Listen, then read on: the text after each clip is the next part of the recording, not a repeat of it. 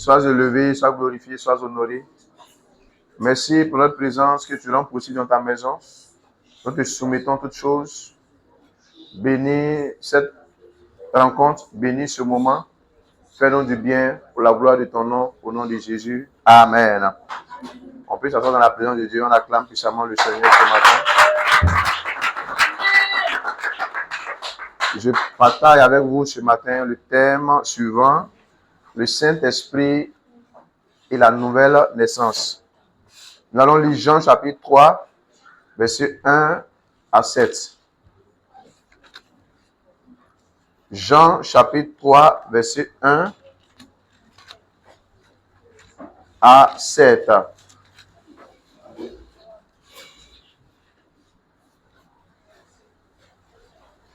Oui. Jean chapitre 3, le verset 1 à 7. Mais il y a eu un homme dans les pharisiens nommé Nicodème, un chef des Juifs, qui vint lui auprès de Jésus de nuit et lui dit: Rabbi, nous savons que tu es un docteur venu de Dieu, car personne ne peut faire ces miracles que tu fais si Dieu n'est avec lui. Jésus lui répondit: en vérité, je te le dis, si un homme ne naît de nouveau, il ne peut voir le royaume de Dieu. Nicodème lui dit: comment un homme peut-il naître quand il est vieux? Peut-il entrer dans le sein de sa mère et naître? Jésus répondit: en vérité, je te le dis, si un homme ne naît d'eau et d'esprit, il ne peut entrer dans le royaume de Dieu. Ce qui est né de la chair est chair, et ce qui est né de l'esprit est esprit. Ne t'étonne pas que je t'ai dit, il faut que vous naissiez de nouveau. Que Dieu bénisse sa parole dans nos cœurs ce matin. Dans la vie de tous nos frères et ceux qui nous suivent également sur le net, que sa grâce soit avec vous au nom de Jésus. Amen. Le Saint-Esprit et la nouvelle naissance. Ce récit est la rencontre d'un docteur de la loi, un érudit de la parole de Dieu, quelqu'un qui était versé dans la connaissance et la maîtrise parfaite de la loi, quelqu'un qui avait la connaissance religieuse de la parole, qui avait la connaissance académique de la parole, qui avait la connaissance intellectuelle de la parole, mais non la connaissance révélationnelle de la parole. Parce qu'il y a une différence entre toutes ces connaissances. La connaissance philosophique, la connaissance académique, la connaissance religieuse, la connaissance intellectuelle et la connaissance révélationnelle de la parole. C'est la connaissance révélationnelle de la parole seule qui peut produire la transformation dans la vie d'une personne, qui peut produire le véritable changement dans la vie de quelqu'un. En dehors de cette connaissance appelée connaissance révélationnelle, toutes les autres connaissances ne peuvent produire aucun changement, aucune transformation dans la vie de quiconque. Et Nicodème, ce docteur de la loi en Israël, pharisien, la Bible dit qu'il va aller vers Jésus la nuit et ils vont avoir un échange, ils vont avoir un entretien. Il va commencer à lui parler, à parler à Jésus pour apprécier son ministère. Lui dit qu'il sait que si Dieu n'est pas avec lui, il ne peut pas faire toutes ces choses. Alléluia. Et Jésus va changer la trajectoire de la conversation. Il va changer la trajectoire de l'échange. Alléluia. Et à partir de ce que Jésus va dire, Nicodème va avoir une rencontre, n'est-ce pas, qui va bouleverser sa vie, qui va donner une nouvelle orientation à sa vie, qui va donner une nouvelle orientation, une nouvelle direction, n'est-ce pas, à sa vie, et qui va changer radicalement sa vision des choses, sa vision de la parole de Dieu, sa vision de Dieu et sa vision du ministère. Quand ils ont échangé, ils ont commencé à échanger, Jésus va dire quelque chose à cet homme qui va bouleverser sa vie. Il va lui dire, si un homme ne naît de nouveau, il ne peut voir le royaume de Dieu.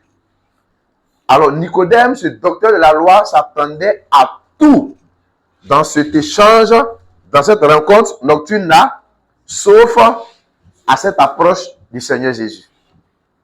Si un homme ne naît de nouveau, et cette rencontre qu'il va avoir là, va ouvrir la voie à quelque chose d'important, à quelque chose de glorieux, à quelque chose d'extraordinaire, à laquelle tous sont appelés, n'est-ce pas, à faire l'expérience. Alléluia. Et donc, la nouvelle naissance, qu'est-ce que c'est que la nouvelle naissance? La nouvelle naissance, c'est naître spirituellement dans la vie et la famille de Dieu. La nouvelle naissance consiste pour un homme à naître spirituellement dans la vie et la famille de Dieu. Pour arriver dans ce monde, il faut naître une seule fois. Mais pour entrer dans la vie et la famille de Dieu, il faut naître 2 fois. C'est-à-dire la naissance physique, la naissance biologique qui te donne accès à ce monde des hommes, et ensuite la naissance spirituelle qui va te faire entrer dans la vie et la famille de Dieu, et là-bas tu auras la vie de Dieu en partage, tu auras la vie de Dieu en communion. Alléluia. La nouvelle naissance, c'est ma reconnexion. C'est mon retour à ma véritable source. La nouvelle naissance consiste à retourner à sa véritable source, à se reconnecter à sa véritable source. Souvent, on entend les gens dire, nous les Africains, nous avons nos sources. Non! Toute l'humanité a sa source en Dieu. Toute l'humanité a sa source dans le Seigneur. Il n'y a que Dieu seul qui soit la source de tous les hommes. Alléluia. Alléluia. Nous devons naître de nouveau parce que quand nous avons reçu la vie de Dieu, nous étions tous en Adam. Spirituellement, nous étions en lui. Physiquement aussi, nous étions en lui. Et quand Adam est tombé, nous tous, nous sommes tombés avec Adam. Quand Adam a chuté, nous tous, nous avons chuté avec Adam. Quand Adam a perdu la gloire de Dieu, nous avons aussi tous perdu la gloire de Dieu. C'est pourquoi il est dit dans la Bible que tous ont péché. Dans le livre de Romains, tous ont péché et sont privés de la gloire de Dieu. Mais à quel moment on a péché? On n'a pas péché quand nous sommes entrés dans le monde. Nous avons péché dès que l'homme appelé Adam, en qui nous étions tous, a péché.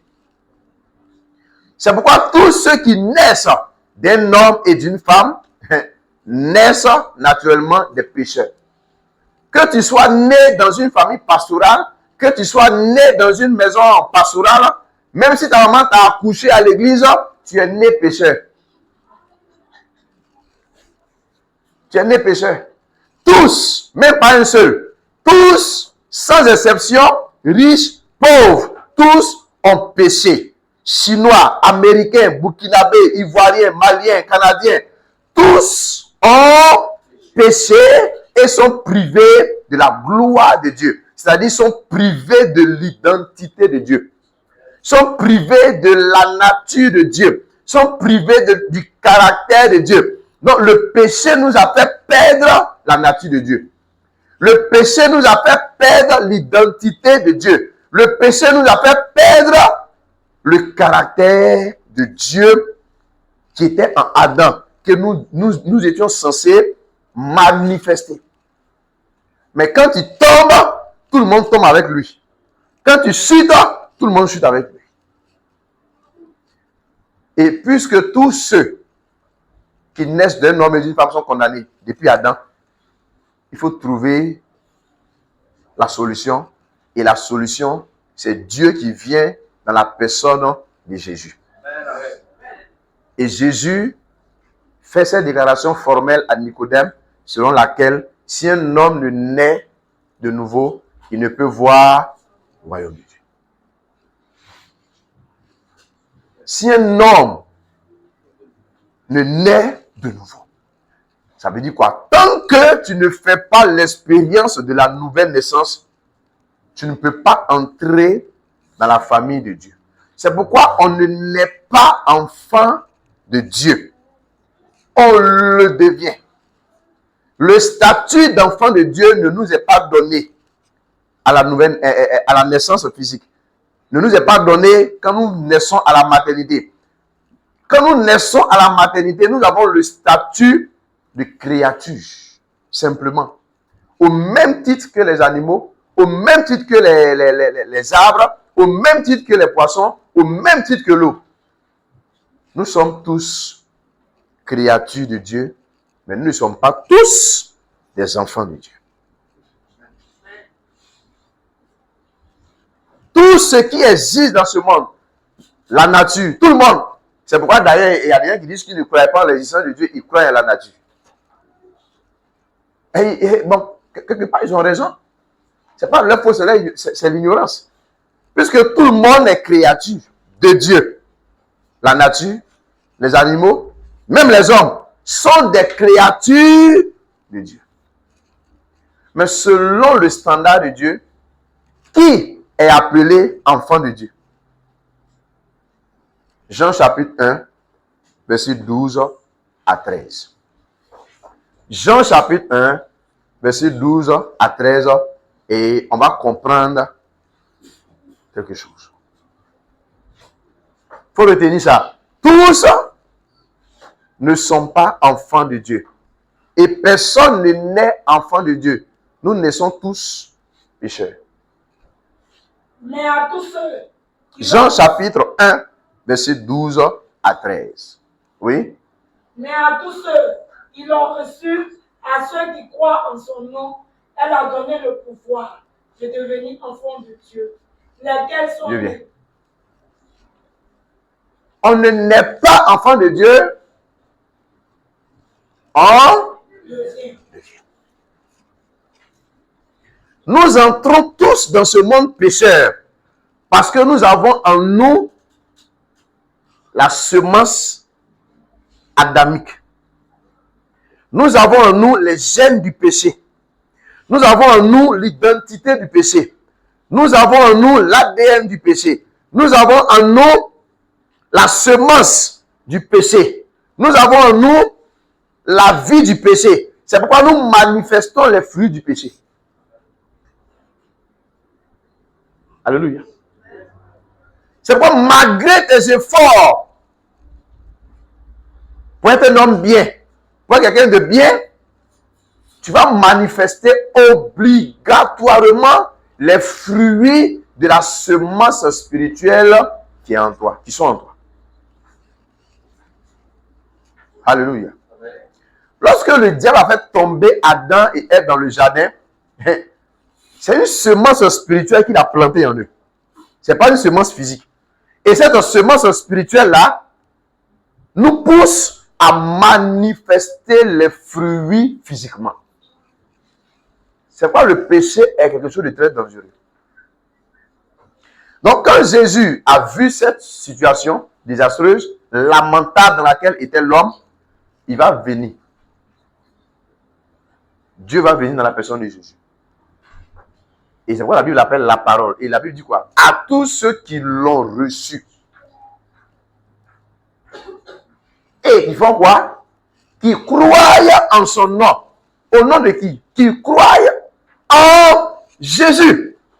Pas à ceux qui croient en la nature. Pas à ceux qui croient en l'univers. Moi, je crois en la force de l'univers. Moi, je crois au pouvoir de la nature. Je suis africain, je suis ceci.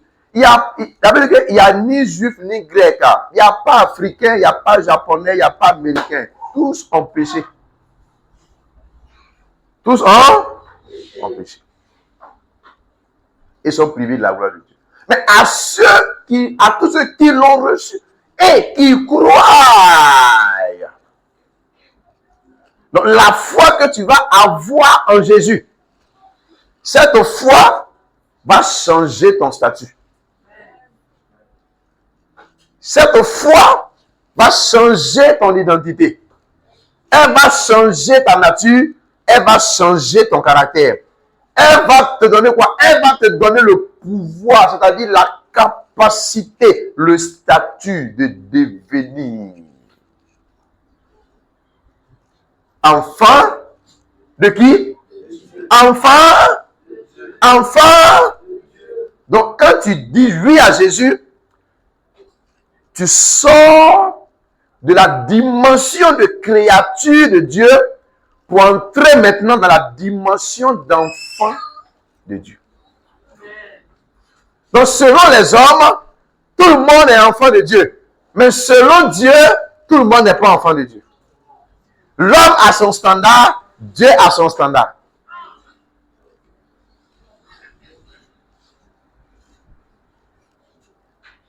Si tu veux qu'on t'appelle Quadio, tu dois obligatoirement naître par quelqu'un qui s'appelle Quadio.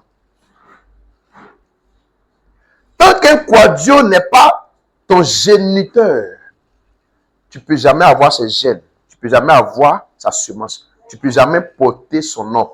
Tu portes le nom Quadio parce que Quadio est devenu ton géniteur. Pourquoi nous sommes appelés enfants de Dieu? Parce que nous croyons en Jésus. On va poursuivre le verset 13. D'abord, le verset 12 dit quoi? Lesquels sont nés. Lesquels sont... Maintenant, on va voir maintenant. Puisque, à cause que je suis sorti de mon père et de ma mère, j'ai connu la naissance biologique, donc je suis condamné dans la semence du péché.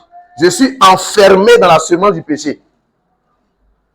Je suis d'une génération de pécheurs. Alléluia. Allons au verset 12, on va aller doucement. Puisqu'on parle de nouvelle naissance. Mais Nicolas même demande, mais comment ça peut être possible qu'on est déjà vieux? Donc pour te faire comprendre que ce n'est pas une naissance physique et spirituelle, il dit maintenant lesquels sont nés. Ça veut dire quoi? Tout le monde est créature. Maintenant, il faut naître spirituellement. Et cette naissance-là, le Seigneur t'explique comment ça se passe et comment ça se fait et en quoi ça consiste. Pour que tu comprennes c'est quoi on appelle nouvelle naissance. Lesquels sont nés. Donc quand tu dis oui à Jésus, tu nais. Pas biologiquement, mais tu nais spirituellement. On poursuit. Comment? Verset 13. Verset 13. Non du sang. Alléluia.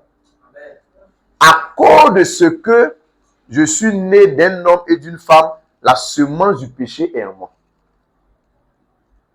Donc, cette semence du péché-là me stimule à pécher, me pousse à pécher, fait que je m'affectionne au péché.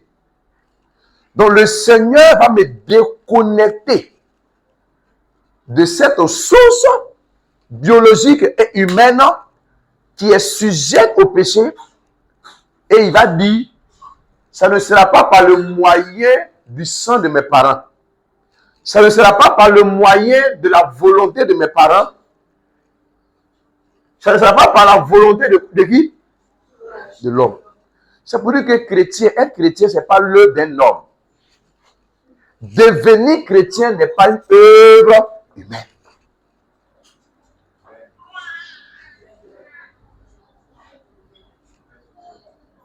Mais de qui? Dieu. Mais de Dieu. Mais de Dieu. Donc c'est Dieu qui me fait naître. De la même manière que j'ai un géniteur biologique, j'ai aussi un géniteur spirituel. Puisqu'il dit que non de la volonté du sang, ça veut dire que ni la volonté de la chair, ni la volonté de l'homme, ça veut dire que ici, ce n'est pas un homme qui est ton géniteur. Physiquement, c'est l'homme qui est ton géniteur. Ton papa est ton géniteur. Mais ici, en ce qui concerne la nouvelle naissance, tu nais de Dieu. Tu nais de Dieu. Tu sors de Dieu. Donc, le Saint-Esprit est ton géniteur spirituel et c'est lui qui va te faire entrer dans le royaume des cieux. C'est lui qui va te faire expérimenter la nouvelle naissance. Dis à celui qui est à côté de toi, sache que le Saint-Esprit est ton géniteur spirituel. Dis-lui ça encore. Dis-lui ça encore. C'est lui qui va m'engendrer. C'est lui qui va me faire entrer dans la famille de Dieu. C'est ce qu'on appelle la nouvelle naissance. Donc, par le moyen de la nouvelle naissance, je retourne à ma véritable source. Puisque à cause de ce que je suis descendant physiquement d'Adam et Ève, la nature pécheresse là, elle est en moi. Alors qu'au départ, la nature du péché n'était pas en Adam. Mais comme il a désobéi, la semence de la désobéissance est dans la vie et dans les gènes, dans les caractères, le comportement de tous les humains. C'est la raison pour laquelle obéir est difficile pour toi. Ce n'est pas de ta faute. Parce que Adam a été le premier à désobéir à Dieu. Et comme tu es descendant d'Adam, tu ne peux que manifester la nature adamique, la nature du péché. C'est pourquoi tes luttes avec le péché sont nombreuses. Mais ce matin, par la révélation de la nouvelle naissance, ces luttes prendront fin au nom de Jésus. Amen. Je sors d'une lignée où il y a le péché. Alléluia. C'est la raison pour laquelle, quand Jésus devait venir dans ce monde, il n'est pas venu par le contact d'un homme et d'une femme. Parce que tous, même pas un seul, ont péché et sont privés de la gloire de Dieu. C'est-à-dire, sont privés de la nature de Dieu, sont privés de l'identité de Dieu, sont privés de la semence de Dieu. Donc, si Jésus venait à partir du contact d'un homme et d'une femme, il n'allait pas pouvoir résoudre le problème du péché parce qu'il devait être un agneau sans tache, sans défaut. Alors que tout homme qui vient après qu'un homme et une femme aient eu des rapports, cet homme-là est un pécheur, même si c'est l'enfant d'un pasteur. Alléluia.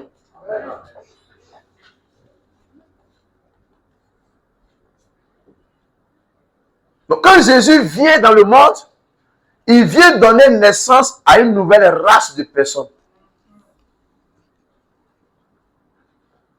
Il vient donner naissance à une nouvelle race de personnes, à un nouveau type de personne qui n'a jamais existé.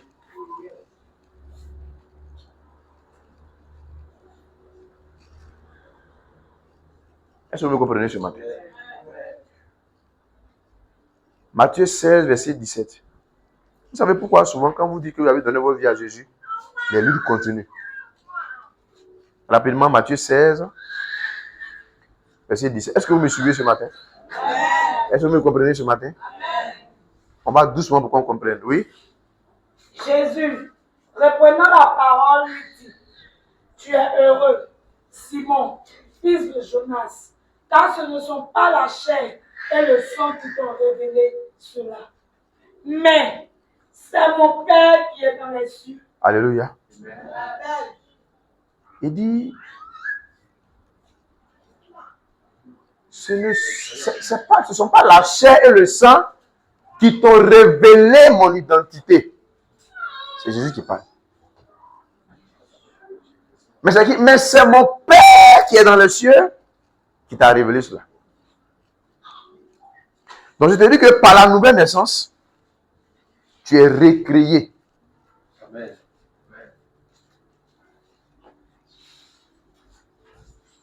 Par la nouvelle naissance, tu n'es pas modifié. Tu n'es pas amélioré. Tu es recréé dans une nouvelle dimension qui n'a jamais existé.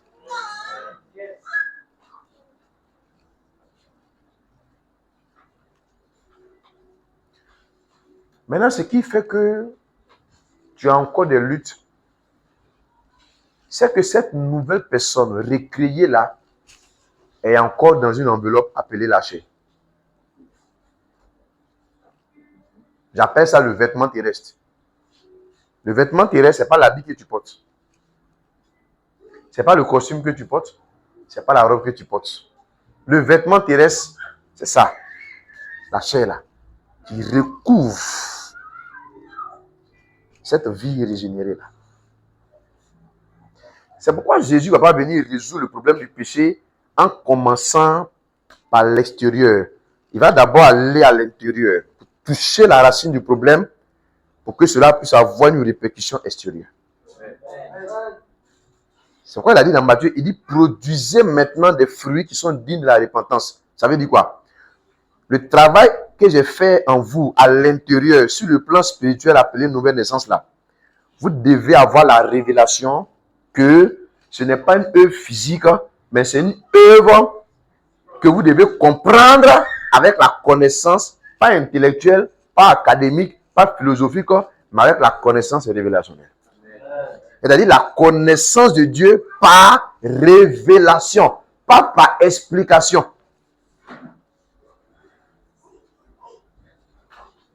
La connaissance de Dieu, pas par démonstration théologique. Non, non, non, non. C'est-à-dire que tu vois comme Jésus est né à Bethléem, l'a grandi à Nazareth. Donc, c'est-à-dire la compréhension spirituelle du mécanisme de la nouvelle naissance.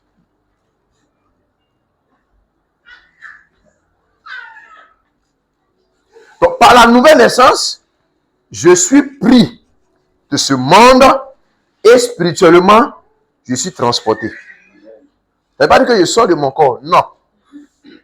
Mais quand je dis oui à Jésus, je vais faire mon entrée dans une nouvelle vie qui n'a rien à voir avec cette vie qui reste là. Et cette nouvelle vie dans laquelle je vais entrer là, ça s'appelle la vie de l'esprit. C'est-à-dire la vie que Dieu vit. La vie de Dieu. Cette vie-là est appelée la vie de l'esprit. C'est la vie que Dieu vit. C'est la vie que Jésus vit. C'est cette vie que le Saint-Esprit est venu me donner. C'est pourquoi quand je dis oui à Jésus, le Saint-Esprit obligatoirement fait son entrée dans mon cœur et désormais il est assis sur mon cœur et il dirige ma vie. Parce qu'il est l'auteur et la source de cette vie qui est en moi appelée vie éternelle. Est-ce que vous me comprenez? Donc votre véritable source ne se trouve pas dans les racines, ne se trouve pas dans les feuilles, ne se trouve pas avec les herboristes. Non. Votre véritable source n'est pas africaine. Votre véritable source n'est pas africaine. Votre véritable source, elle est divine.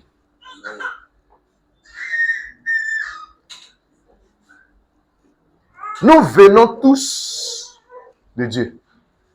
Mais le diable détourne les cœurs vers lui. Et c'est pourquoi les gens manifestent la nature diabolique. Mais quand je dis oui à Jésus, je suis reconnecté à ma source. Quand je dis oui à Jésus, je retourne dans ma position originelle. Gloire au Seigneur. Je retourne dans ma position originelle. Et quand je retourne dans ma position originelle, je commence à me familiariser à cette vie appelée la vie de l'esprit, la vie de Dieu. Et désormais, le Saint-Esprit qui est mon géniteur spirituel, qui m'a fait naître dans le royaume là, c'est lui qui va venir vivre la vie du royaume en moi. La vie de Dieu en moi. La vie de l'éternité en moi. C'est lui maintenant. C'est pourquoi la Bible a dit dans 2 Corinthiens 5, verset 17, que si quelqu'un est en Christ, vous comprenez maintenant, non? Il n'y a pas de si quelqu'un a été créé par Dieu. Si quelqu'un est en Christ, voici les choses anciennes sont passées. Alléluia. Alléluia.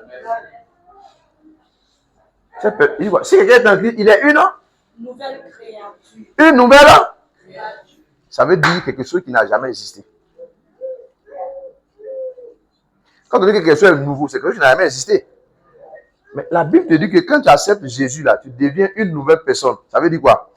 Il y a une nouvelle identité qui n'a jamais existé, que Dieu prend et puis met en toi. Cette identité, cette nouvelle vie-là, elle est supérieure à la vie que tu as reçue de tes parents. Elle est supérieure à la vie que tu as reçue d'Adam. Elle est supérieure à la nature du péché. Elle est supérieure à la nature adamique. Cette vie-là ne se trouve pas sur la terre ici. On ne l'achète pas avec l'argent. On ne l'achète pas avec les diplômes. On l'achète avec la foi. Amen. La foi est le seul moyen que tu dois débourser pour entrer en contact avec cette vie-là.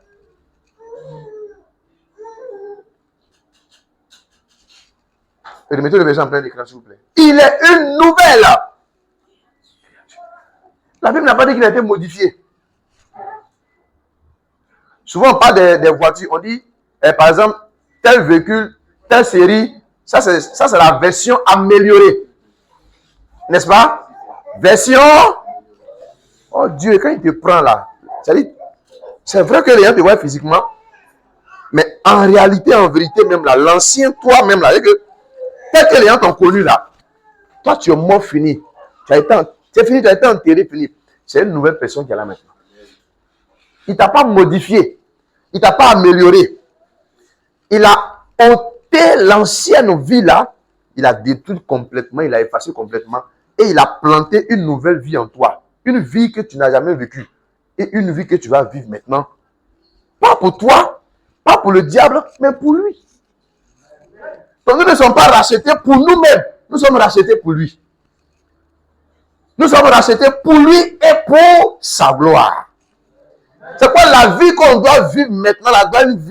Doit être une vie qui plaît à Dieu.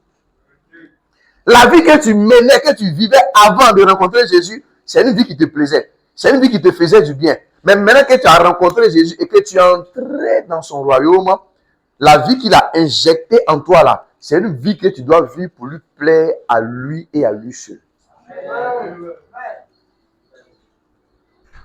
Alléluia. Tu es devenu une nouvelle créature. Il faut avoir cette révélation que je suis une nouvelle personne. Je suis une nouvelle.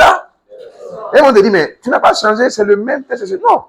Jésus n'est pas venu changer ton teint physique. Il est venu changer ici. L'intelligence. Après, il a dit quoi? Dans Jean, il dit quoi dans Jean? Il dit, si vous croyez là, il y a des fleuves d'eau vive. Il y a un nouveau type de vie qui n'a jamais existé sur cette terre-là, que vous allez avoir et que vous allez manifester. Parce que vous savez, tout homme manifeste les désirs de l'esprit qui le possède. Tout homme manifeste les désirs et la volonté de l'esprit qui le possède. Avant de rencontrer Jésus, je manifestais les désirs du diable. Je manifestais la volonté de la chair. Je manifestais la volonté du monde des ténèbres. Mais maintenant que j'ai accepté Jésus, je reçois les sentiments du Saint-Esprit, les émotions du Saint-Esprit, la volonté du Saint-Esprit. Je reçois la nature de Dieu, je reçois le caractère de Dieu et je manifeste son identité. Amen. Je manifeste l'identité de Dieu. Ça veut dire que quand on me voit, je n'ai pas besoin de faire publicité ou bien ouvrir ma bouche pour dire, moi, venez me regarder, je suis chrétien, venez me regarder. Non, non, non, non, non, non, non. La vie de Dieu fait sa propre publicité à travers la personne qu'il a reçue. La vie de Dieu fait sa propre publicité à travers la personne qu'il a reçue. Donc, si tu dis que tu as réellement reçu la vie de Dieu, la transformation doit être visible. Elle doit être tangible. Elle doit être palpable devant les hommes. Nous n'avons pas reçu une religion. Les chrétiens ne sont pas des religieux. Parce que Jésus n'est pas venu avec une religion. La vie qui est en toi ne fait pas de toi un religieux. Cette vie-là fait de toi un citoyen du royaume. Citoyen du royaume de Dieu. Tu es devenu une nouvelle créature. Les choses anciennes sont Ça veut dire la nature adamique, la nature du péché en moi est passée. Dieu est venu enlever ça. Il a jeté ça, il a dit tout ça. C'est la chose ancienne.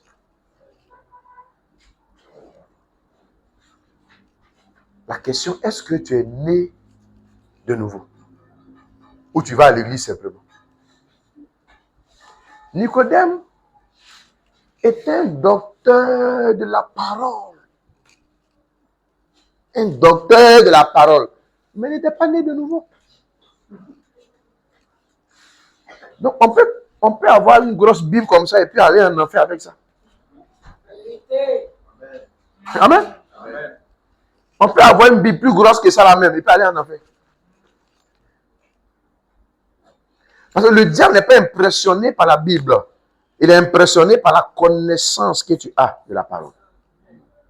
C'est ce qui l'intimide.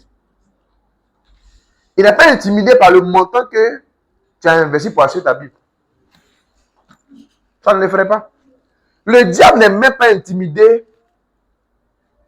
par la communauté dans laquelle tu pars. Il n'est pas intimidé par ta communauté. Il n'est pas intimidé par ton pasteur. Il est intimidé par la révélation que tu as de ce que Dieu a fait de toi maintenant. Mais si tu ne sais pas qui tu es devenu en Christ, Satan va te dire qui tu es devenu et puis tu vas le croire.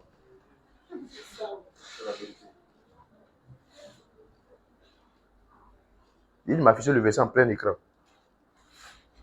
Amen. Les choses anciennes sont passées. Il ne s'agit pas de dire, je confesse que les choses anciennes sont passées. Toi-même, quand tu es assis, est-ce que les choses anciennes sont passées? Je confesse, je déclare que les choses anciennes sont passées. Oui. Mais quand on te regarde, est-ce que les choses anciennes sont réellement passées? Dieu est venu enlever la vieille nature. Il est allé jeter ça. Tu ne sais pas comment toi tu t'es arrangé pour voir où Dieu a jeté ça. Ça, tu allais récupérer ça. Tout ce que quelqu'un dit ne soit pas plus intelligent que Dieu.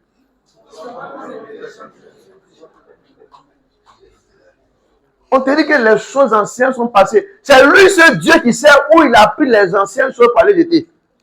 Quand il partait jeter, il était là-bas. Mais on ne sait pas comment toi, on ne sait pas qui t'a montré là-bas. Toi, tu t'arranges. Ou lui-même, Dieu ne t'a pas montré là. Toi, tu pars là-bas, prends la chose. Lui-même, Dieu, il est étonné.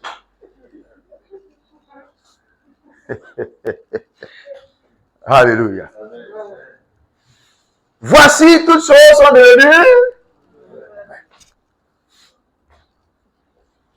Ah, c'est le produit fini qui est là. Jésus te prend un produit brut. Transformation. Transformation. Transformation. Transformation. Transformation. Transformation. Quand il te prend, c'est comme caboche de cacao. On va casser. Faire sortir les graines. Tout ça, puis on va sécher. On va sécher. Après, on va prendre ça, on met dans la machine. Et puis, on va tout ça jusqu'à ce que tu deviennes chocolat. Et quand on voit le chocolat, tout le monde veut manger le chocolat. Mais le cacao, là, la graine, là, c'est du chocolat potentiel. Mais est-ce que c'est chocolat? Non, parce que ça n'a pas encore subi une transformation. Donc, quand tu acceptes Jésus, il te prend d'un point A et puis il te façonne. Il te façonne au fur et à mesure. Et tu deviens produit fini. Et là, les gens maintenant disent certainement, cette femme-là, elle est enfant de Dieu.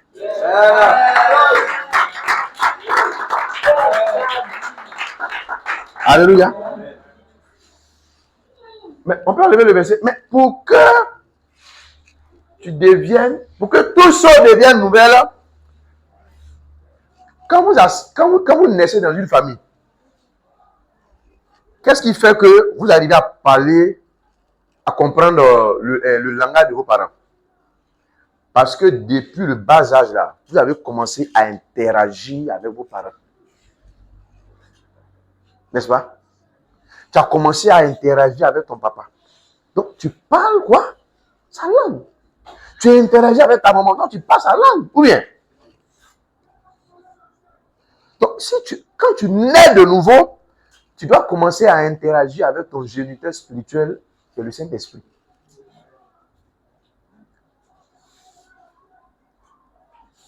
Gloire au Seigneur. C'est ce qu'on appelle grandir. La croissance spirituelle. Pour que tu deviennes mature. Vous n'allez jamais, ta propre fille n'a jamais prié pour dire, papa, donne-moi un iPhone. Ou bien, papa, donne-moi une voiture. N'est-ce pas? Qu'est-ce qu'elle fait? Elle suit simplement le flot de l'environnement dans lequel elle est. Elle se laisse influencer par l'atmosphère familiale dans laquelle elle se trouve. N'est-ce pas? Mais quand nous, on vient à Jésus et qu'on dit qu'on est né de nouveau, on refuse de laisser l'environnement du Seigneur nous influencer. Et nous-mêmes, on veut créer notre environnement, on veut créer notre atmosphère. Et quand tu nais de nouveau, au lieu de commencer à chercher à comprendre le langage du royaume, le langage du Saint-Esprit, la pensée de Dieu, au lieu de commencer par interagir avec ton géniteur spirituel, tout ce qui t'intéresse, tu commences à envoyer des choses dans la relation qui n'existe même pas.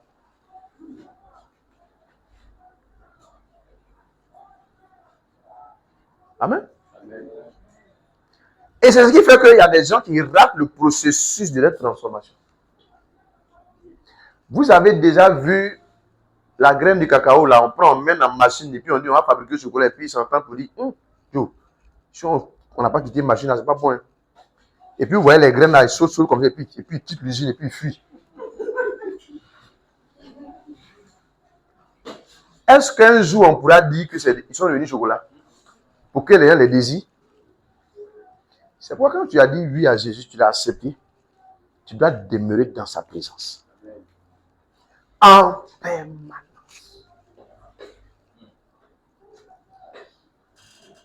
Mais ton problème, tu dis, hey, Seigneur, j'ai reçu ta vie. Mais cette vie-là, elle est encore à l'étape embryonnaire. Elle a besoin d'entretien pour grandir. Vous voyez, souvent, quand l'enfant naît, puis il veut parler, souvent, on n'arrive pas à bien entendre les mots. Souvent, c'est ba, pa, dessus de ce genre. Amen. C'est la même chose. Donc, quand tu dis oui à Jésus, pour que Dieu puisse faire son effet profondément dans ta vie, là, tu dois demeurer ferme et fidèle dans sa présence.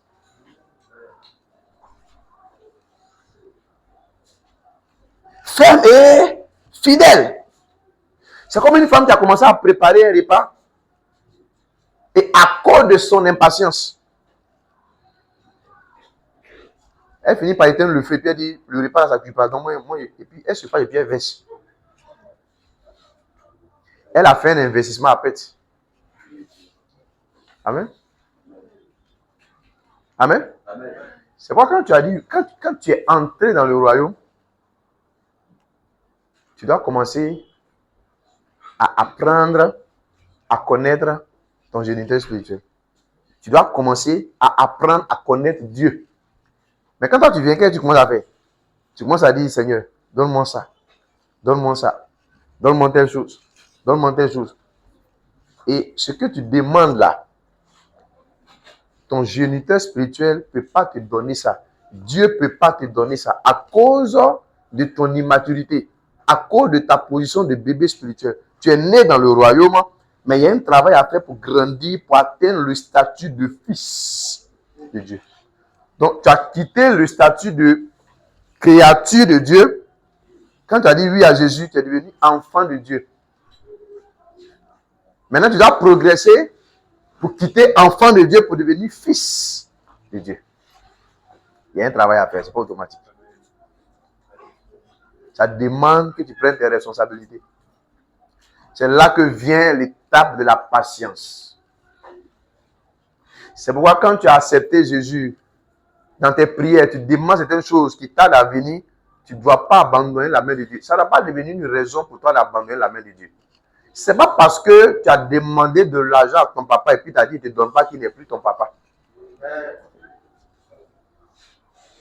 Mais ce n'est pas ce que nous avons fait avec Dieu. Dieu, comme je t'ai demandé telle chose, tu ne m'as pas donné, je t'abandonne. Tu vas retourner quoi? Ramasser les anciennes choses. Ou Dieu a enlevé pour aller jeter là. Toi, tu t'arranges et tu vas retrouver et puis tu vas porter. C'est pas parce que tu demandes des choses à Dieu qu'il ne te répond pas que ça veut dire qu'il ne t'aime pas. Souvent, il y a des prières que tu adresses à Dieu. Il n'exauce pas parce qu'il veut te protéger. Dis à ton voisin, souvent tu as des prières que Dieu n'exauce pas parce qu'il veut te protéger. Dis-lui ça. Dis ça. Dis-lui ça encore. Oh Dieu, intervient, Seigneur, fais telle chose pour moi, Seigneur, agis. Il ne répond pas parce que s'il répond, ça va te détruire. C'est ce que vous ne comprenez pas.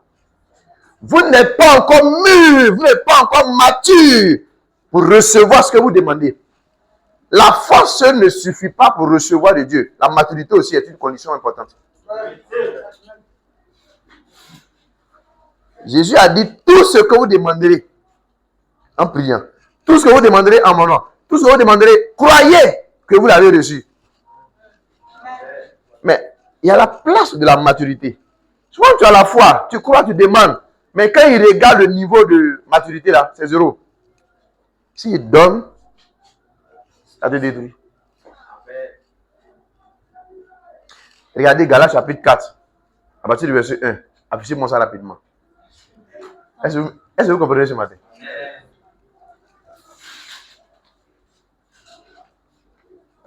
Ne vous découragez pas parce que vous avez demandé des choses à Dieu, il n'a pas encore répondu. Soyez relax. S'il n'a pas encore exaucé, c'est pour votre bien. Galates chapitre 4, verset 1.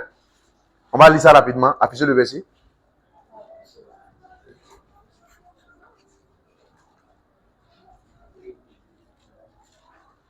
Vas-y, il faut lire. Galates chapitre 4. À partir du verset 1. Qu'est-ce qu'il a dit? Aussi longtemps que l'héritier reste enfant. Aussi longtemps que celui qui a donné sa vie à Jésus reste enfant. Tu as lutté pour devenir enfant. Tu as quitté créature, tu as lutté pour devenir enfant maintenant. Seigneur, merci pour ta grâce.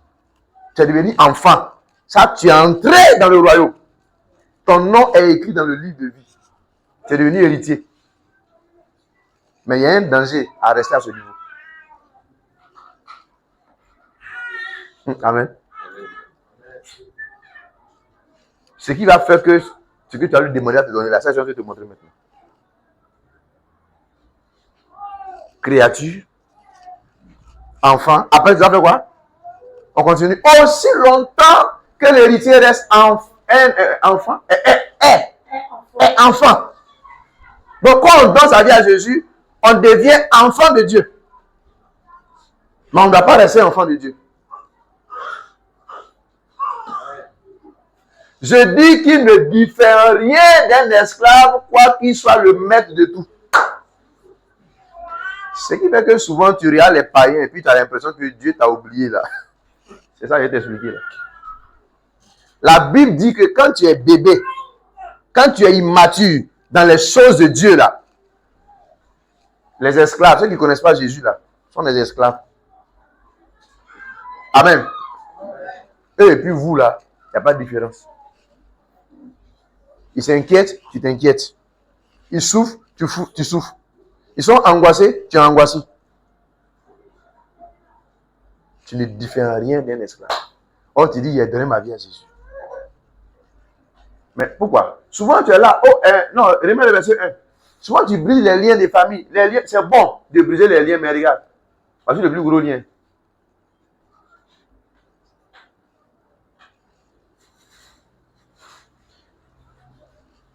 Tu peux prier, le lien peut être brisé, mais si tu es enfant, tu n'as rien fait. Quoi qu'il soit le maître de tout. Quand tu as donné ta vie à Jésus, là, tu as tout.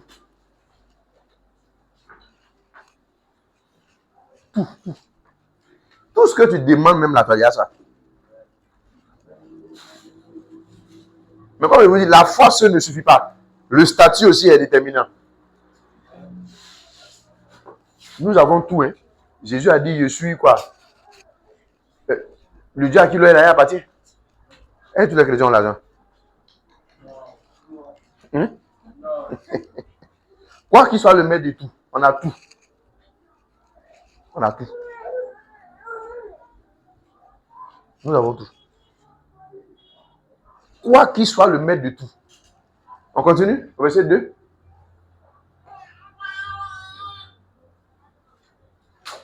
Mais il est sous des tuteurs et des administrateurs jusqu'au temps marqué par. Il y en a encore qui sont sous tutelle spirituelle.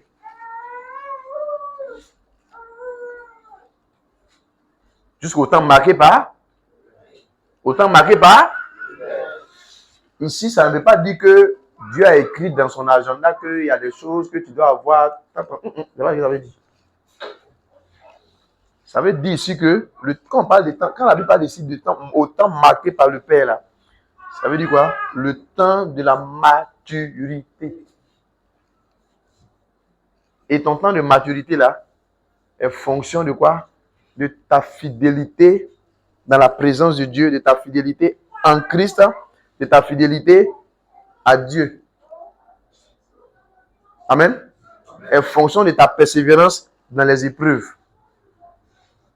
Parce que pour devenir mature, Dieu envoie les épreuves. Les épreuves sont des stimulateurs de la maturité. Les épreuves sont des stimulateurs de la maturité.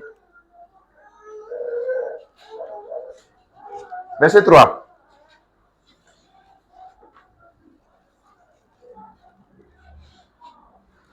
Nous aussi, de la même manière, lorsque nous étions enfants, nous étions sous l'esclavage des rudiments du monde. On continue?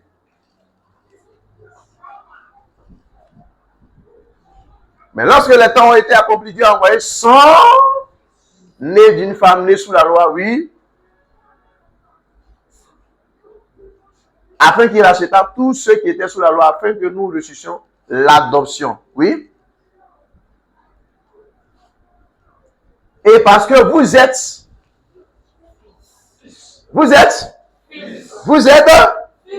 créature, enfant, fils.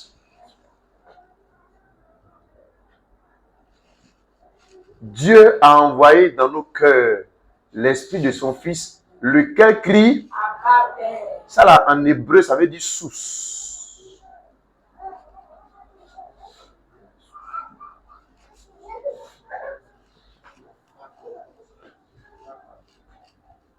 Ça veut dire maintenant quand tu t'en vas prier là, tu vois pas seulement Dieu, tu vois pas seulement Dieu comme celui qui peut faire, mais tu le vois comme celui qui est cette chose que tu demandes là. Tu ne le vois pas comme celui qui a la chose, mais tu le vois comme cette chose qui. C'est-à-dire que si je veux l'argent, je vois plus Dieu comme il a l'argent, mais je vois Dieu comme l'argent. Je ne sais pas si vous comprenez. Ça veut dire que quand j'écris ici Abba Père là, je ne vais plus supplier, je ne vais plus mendier la santé. Je vais et puis je prends. C'est mon droit, c'est mon héritage. Yes. Donc à ce niveau-là, je ne prie plus comme un mendiant.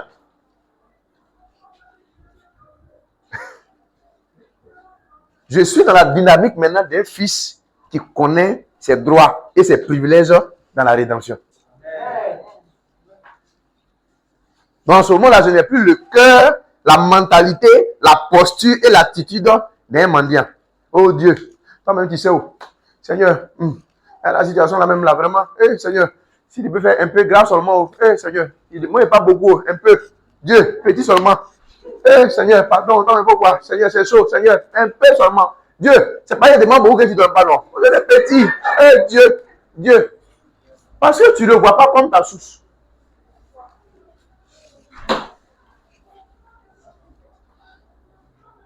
Amen. On va lever le verset. Et puis mettre ça en. Voilà. Donc là, ma manière de prier Dieu là, ça change. Mon approche dans ma relation avec Dieu, ça change. Je vais plus dans la présence de Dieu avec une posture de mendiant.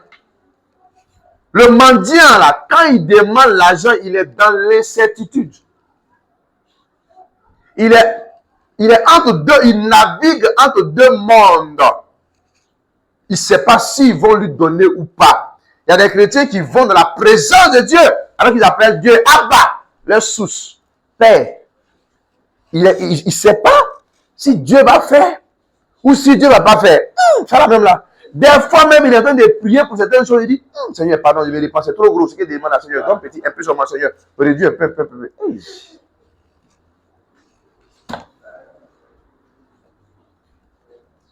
Ça veut dire que quand désormais je prie, je ne vois plus Dieu comme étant une personne qui a cette chose-là. Mais je vois Dieu comme celui qui est ce que je demande.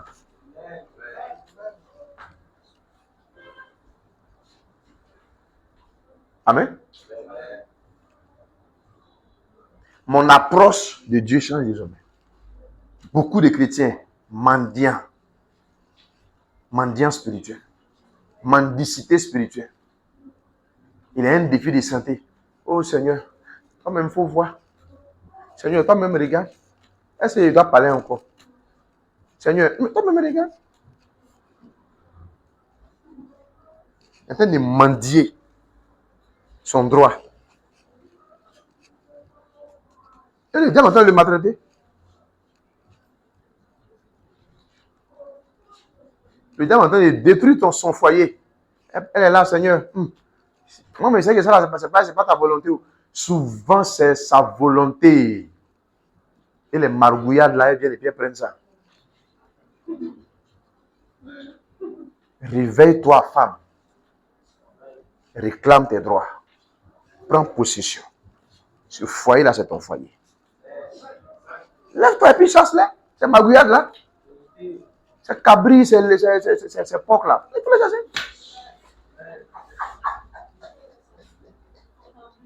Amen. Mais, amen. Lève-toi, prends autorité. Décrète des malédictions contre ses maîtresses. Yes. Amen.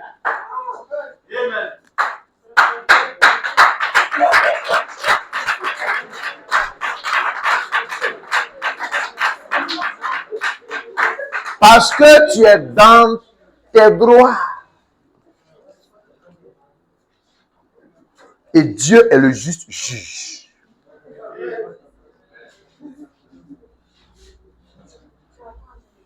Amen. Amen. Ah, s'il ne veut pas, il n'a qu'à partir. S'il va, ils vont le prendre.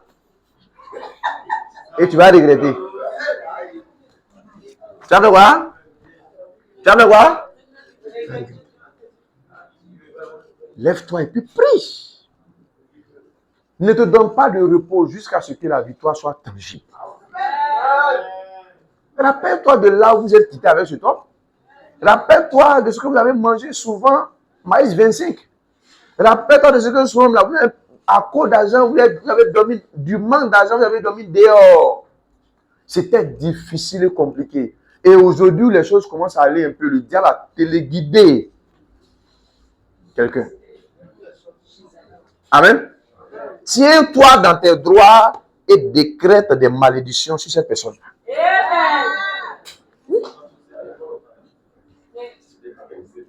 Pour que ce qu'elle est venue chercher là, que Dieu lui donne ça bien même. Oui. Voilà Jésus. Oh Seigneur, quand même. Seigneur, maman, il a parlé que je suis fatigué. Amen. Parce que tu n'es pas. C'est comme si tu n'es pas dans ton droit. Amen. Non. Il faut te lever, décréter. Quand tu es dans ta justice seulement, Dieu parle en ta faveur. Alléluia. Je ne suis pas né de nouveau pour souffrir de nouveau. Je suis né de nouveau pour régner de nouveau.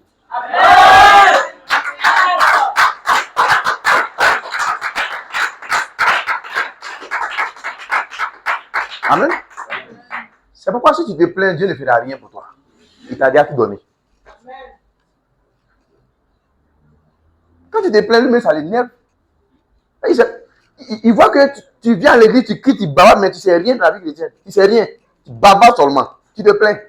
Chrétien qui connaît ses droits ne se plaint pas. il se lève, il décrète. Et Dieu établit. Quand tu sais qui tu es, quand tu sais ce que Dieu a fait de toi maintenant là, tu ne parles pas beaucoup. Prends la parole, tu déclares, tu décrètes par la foi.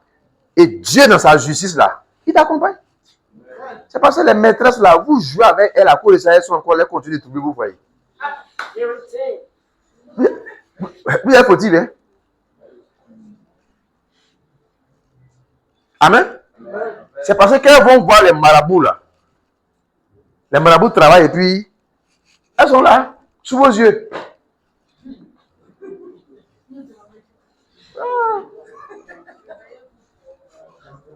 Amen. Alors que ton mari est diplômé, il a tous ses diplômes. C'est quel coup elle lui donne? C'est quel coup? Souvent même il a fait l'ENA. Il a été major de sa promotion. Et il a maîtresse. C'est quel coup il cherche encore? C'est quel enseignement il cherche pour lui? Elle est devenue professeur d'EPS la nuit. Ah, c'est le seul coup qu'elle peut donner, professeur d'EPS la nuit. Amen.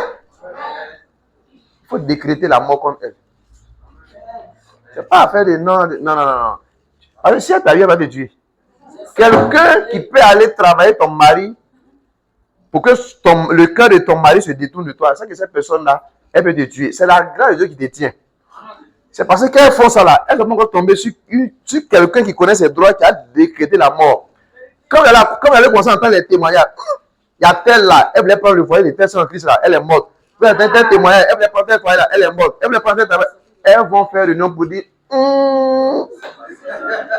changeons de vie.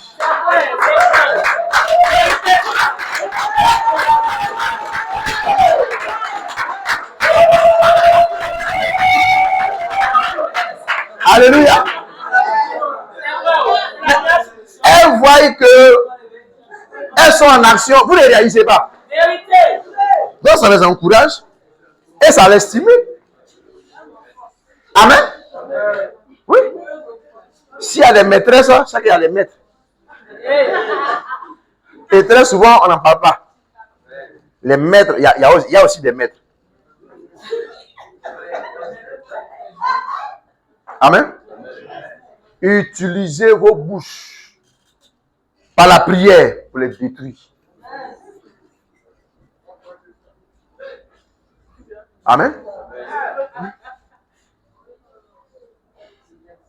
Réveillez-vous. On va dire non, de toute façon, il y a beaucoup de femmes. Si elle est partie, moi je vais, mon ami, c'est pas comme ça. Et ta femme de destinée, elle est partie comme ça. Et la mission qu'elle doit accomplir auprès de toi là, quelqu'un est venu la déconnecter. Elle va perdre, tu vas perdre, le plan de Dieu va échouer. Quand le diable attaque les foyers là, ce ne sont pas les personnes qui l'attaquent. Hein. Parce que les deux, monsieur et madame, unis par les liens sacrés du mariage, sont là pour accomplir un mandat divin. Une vision. Quand le diable les déconnecte, la vision est handicapée. Donc en vérité, le diable n'attaque pas les foyers en tant que tel, c'est la vision que Dieu donne aux foyers là. C'est à cause de ça que le diable combat ces foyers. C'est pas tous les foyers le diable combat. Il y a des foyers même là. Il va me dire, non, ça l'a laissé, ça n'est pas foyer, laissé. C'est le démon vient et dit, oh, ça l'a laissé, ça c'est pas foyer, laissé. Mais il y a des foyers, il y a des secousses. Parce qu'il y a une grande vision que monsieur et madame doivent accomplir ensemble. Il y a une grande vision. Vous pensez que c'est simple, un homme va aller doter sa femme, il va payer transport, aller doter sa femme à des centaines de kilomètres. Et puis quelques années, il va rien à la femme pour dire je t'aime plus. C'est pas lui qui parle, c'est la voix du diable. C'est la voix du diable. C'est parce qu'il a aimé qu'il a doté. Ils ont pu passer plusieurs années ensemble. Et du jour au lendemain, il dit non, je t'aime plus. Non. La Bible dit que l'amour ne meurt jamais. L'amour ne meurt jamais. L'amour ne meurt jamais. 1 Corinthiens 13. L'amour ne meurt jamais. c'est que quelque chose, il y a quelque chose qui s'est passé dans le spirituel. Toi aussi, il faut entrer en prière. Souvent, quand tu commences à prier, là, la situation peut ne pas changer du jour au lendemain. Mais tes genoux, là, que tes genoux, là, soient là jusqu'à ce que la gloire de Dieu se manifeste. Oui. Des fois, même, plus ça devient pire. Amplifie dans la prière. Si Dieu est le Dieu qui exauce les prières et que tu es dans ta justice, sa gloire va se manifester.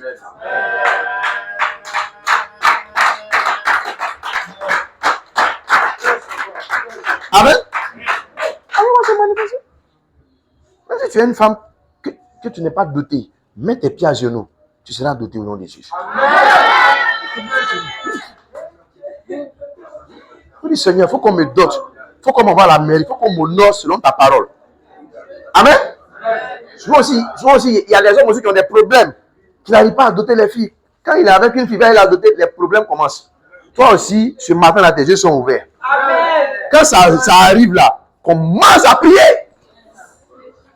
Faut pas dire, ah, comment tu as vu, oh. Chaque fois que je vais aller faire ta dot là, il y a un problème. C'est que Dieu ne veut pas. Oh. Mais si Dieu ne veut pas, il faut la libérer. Amen. Quand les situations arrivent là, n'ayez pas une approche naturelle. Amen. Voyez toujours le côté spirituel. Il n'y a rien qui se produit dans ce monde naturel sans une manifestation spirituelle. Amen. Pas possible. Tout ce qui se manifeste est provoqué. Tout ce qui est manifeste est provoqué. Quand vous voyez que quelque chose ne va pas, entrez dans la présence de Dieu. Utilisez votre statut d'enfant de Dieu, de fils de Dieu, et demandez au Seigneur d'intervenir. C'est pourquoi ne jouez pas avec votre relation avec Dieu. Ne soyez pas les chrétiens, clopin. Soyez engagés. Quand vous êtes engagé, que vous avez une situation, Dieu s'engage.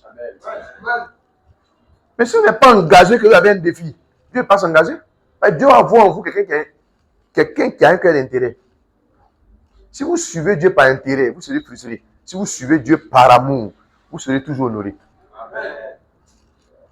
Amen. Vous serez toujours honoré. Il faut se réveiller. Il faut faire quoi?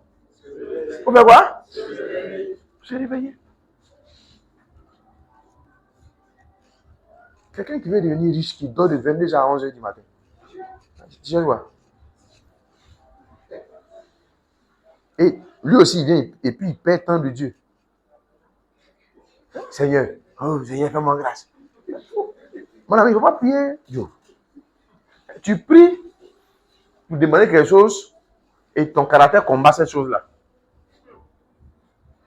Souvent, ton caractère te combat plus que le diable. Hein? Tu veux devenir riche, mais tu dors, tu ronfles. Alléluia. Je vais vous dire une chose. Ton premier diplôme, c'est pas ce que tu as eu à l'école. Ton premier diplôme, ce sont tes mains. Tout ce que tes mains trouvent à faire avec ta force, fais-le. Dieu a promis de bénir l'œuvre de nos mains, pas nos diplômes. Et ça veut qu'il y a beaucoup de chrétiens qui ont laissé leur diplôme les emprisonner. Diplôme, toi-même tu t'es battu pour avoir là. Tu as laissé t'emprisonner. Il n'a pas dit qu'il va bénir tes diplômes. Il dit je vais bénir l'œuvre de tes mains. C'est pourquoi il y a beaucoup de diplômés frustrés. Amen. Il y a beaucoup de diplômés et il y a beaucoup de non-diplômés heureux.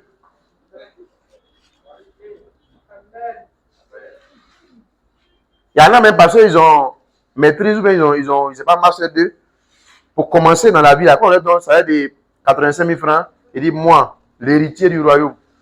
Ah, tu es un héritier chômeur. Parce qu'il oublie que Dieu commence toujours. Amen. Donc, mon Dieu, je ne peux pas. Plein sont devenus prisonniers de leur diplôme. Moi, j'ai un PhD. Le chômage s'en fout de tes diplômes. Quand il veut t'attacher, t'attache. La pauvreté s'en fout de tes diplômes. La pauvreté ne respecte personne. Moi, j'ai un PhD, moi, oui. Il n'y a pas de problème, on sait. Quelles sont tes preuves? Hein? Mais le gars, il a 5 camions de cola. Il ne sait pas écrit son nom.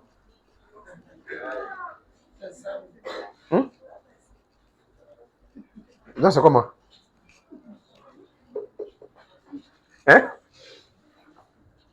La licence 2, licence 3, licence 4, licence 9. Mais le type là, il fait champ de manioc. Il est milliardaire. Ton diplôme t'a servi à quoi? Hein? Je n'ai pas dit pas là à l'école. J'ai dit, ne soyez pas prisonniers de vos diplômes. Amen? Ne soyez pas prisonniers de vos diplômes. Connectez-vous à votre source. Et vous allez recevoir l'aide. Toute personne a besoin de l'aide. Il y a des sans diplômés, mais parce qu'ils ont accepté d'être aidés par Dieu, ils sont devenus des gens aujourd'hui. Quand vous prenez l'histoire de Letourneau, il n'y a qu'un diplôme. Mais il a 299 inventions à son actif. Oui. C'est pourquoi vous qui n'êtes pas diplômé là, ne vous méprisez pas. La vie éternelle, la vie que Dieu a mis en vous, par la nouvelle naissance là, elle est plus que les diplômes. Amen. Elle est plus que ça. Allez-y puiser en Dieu. Faites de Dieu votre source. Faites de Dieu votre... Ne faites pas de vos activités votre source. Souvent, on entend les gens, est-ce que tu as une source de revenus? C'est pourquoi ils sont là, ils meurent. Que ce que tu fais ne soit pas ta source de revenus. Que ton travail ne soit pas ta source de revenus. Que Dieu soit ta source. Ta véritable source de revenus là. Que ce soit Dieu. Les gens pensent que c'est parce qu'ils font quelque chose qu'ils vont s'en sortir. C'est parce que Dieu est avec toi que tu vas t'en sortir. C'est parce que Dieu est avec toi. C'est pas qui tu connais, c'est pas quoi tu connais. C'est ta connexion à lui là, à sa grâce là. Elle vaut plus que l'or. Faites confiance à la grâce de Dieu. Faites confiance à sa grâce. Ne méprisez pas la vie que vous avez reçue là. Amen. Cette vie que vous avez reçue là, la Bible appelle ça la vie éternelle. Donc quand tu dis Abba, tu es en train de dire ma source. Celui de qui je sors. Et celui qui est mon tout. Voir Dieu comme sa source, c'est pas aller prier en disant Seigneur, je suis venu pour que tu me donnes telle chose. Tu viens à Dieu pour dire Seigneur, cette chose que je demande là, c'est la chose là. Vous comprenez? C'est pourquoi on demande et puis ça vient, puis on est perdant. Seigneur, donne-moi la promotion. Seigneur, donne-moi des choses. Il est ta promotion. Seigneur, donne-moi l'honneur. Il est ton honneur. Seigneur, donne-moi l'argent. Dieu est ton argent. Seigneur, donne-moi la richesse. Il est ta richesse. C'est pourquoi si tu veux être riche dans ce monde, sois riche en Dieu. Si tu veux être riche dans ce monde, sois riche en Dieu. Que ton compte en banque spirituelle soit chargé. Et tu vas voir ce que Dieu va faire. Quand tu sors tes mamies, tes assiettes avant de vendre ton atelier, tu en poses les mains, tu dis Dieu, tu es ma source. Seigneur, je sais que ce n'est pas ce que je suis en train de faire qui va me nourrir. C'est toi qui vas me nourrir. Je compte sur toi. Parce que si tu n'as pas cette approche, quand le jour que tu vois que ça ne marche pas, tu commences à maudire ton commerce. C'est quel commerce ça la même? C'est quel commerce ça la même? Le commerce ça la même. Ça c'est quoi ça la même? Mais si tu prends Dieu comme ta source, est-ce que tu peux insulter Dieu? Même si tu veux faire, tu fait. Acclame le Saint-Esprit.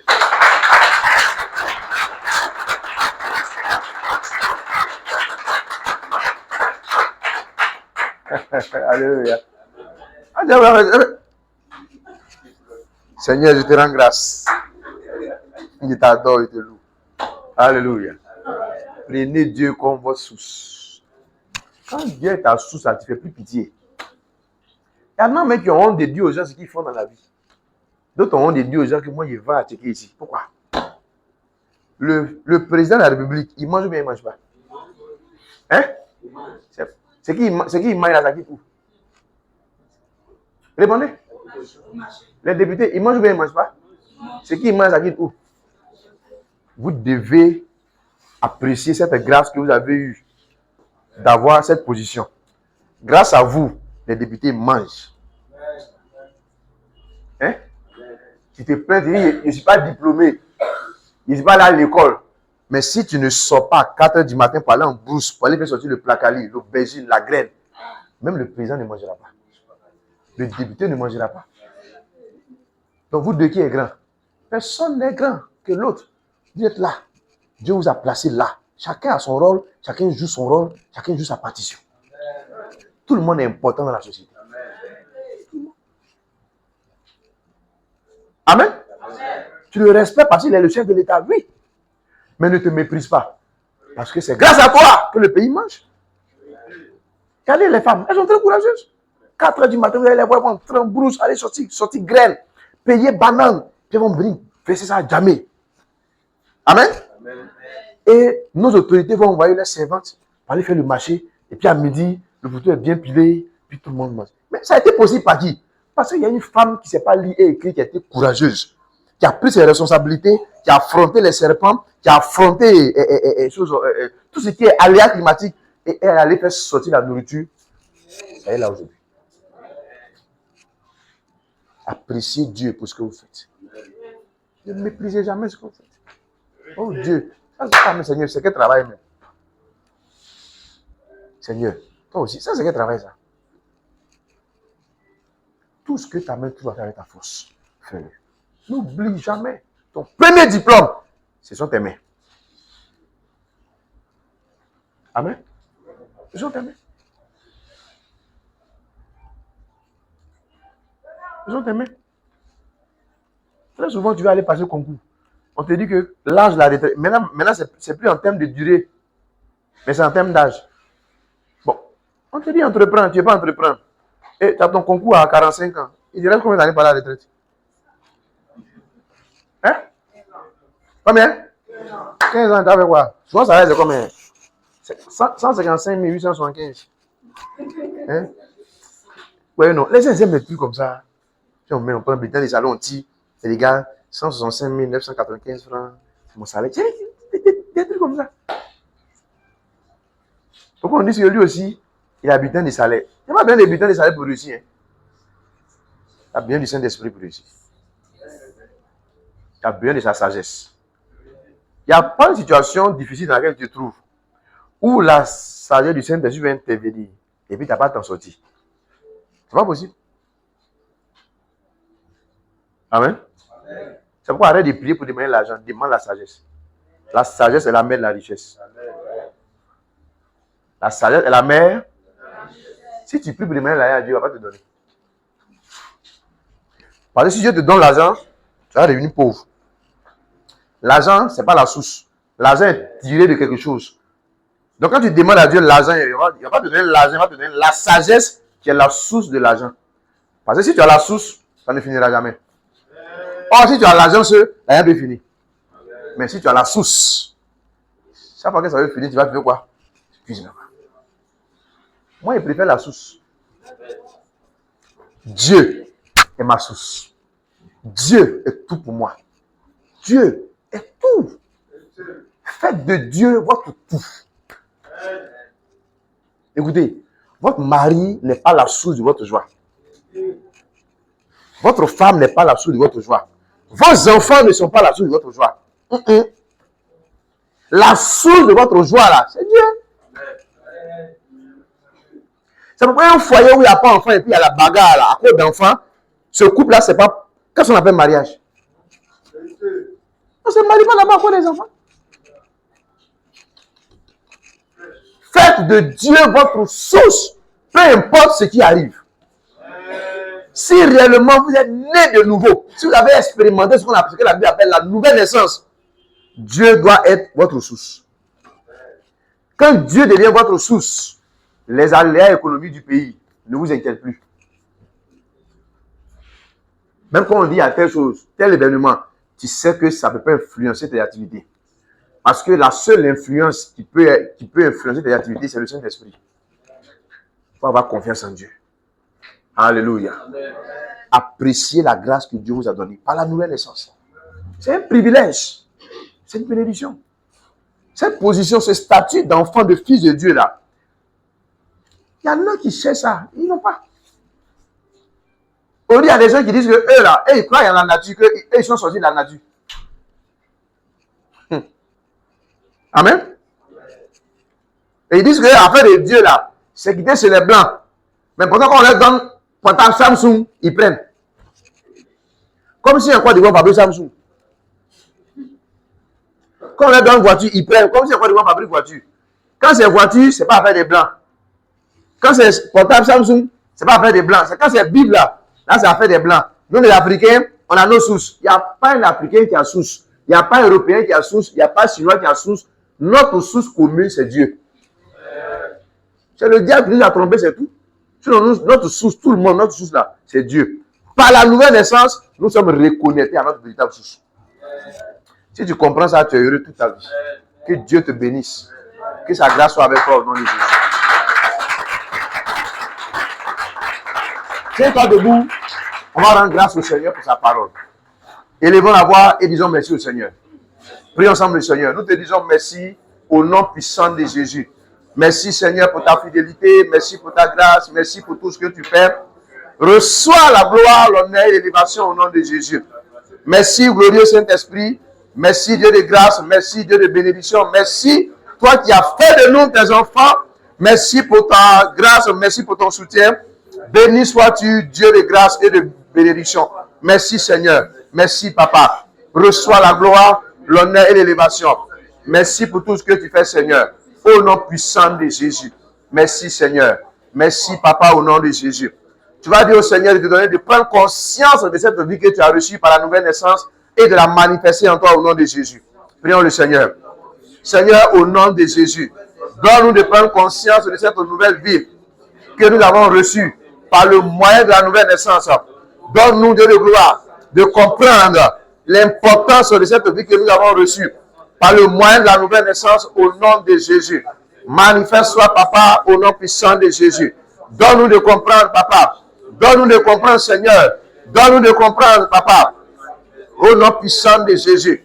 Donne-nous de comprendre, Seigneur, ce que nous avons reçu comme héritage, comme cadeau du ciel venant de toi, qui est la vie éternelle, qui n'est possible que par le Saint-Esprit, par le moyen de la nouvelle naissance.